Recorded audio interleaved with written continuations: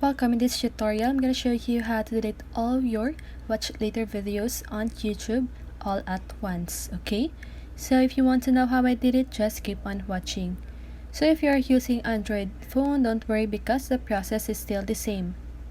So first of all, you want to open your YouTube app and then go to your library. You can see it on the lower right corner of your screen. And now you just want to scroll down until you see this, the playlist section, and you can see the watch later album, okay? So just go ahead and click on that. And now as you can see at the upper right corner of the screen or of the watch later album, you can see a 3 little dots.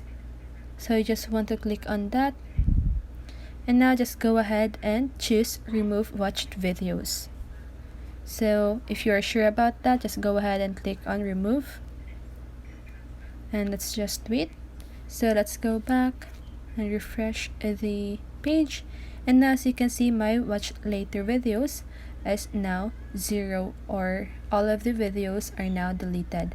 So that's how you do it. I hope this video helps you, and if it did, make sure to like, subscribe, and hit the bell notification so you won't miss a video. See you on the next one and have a great day.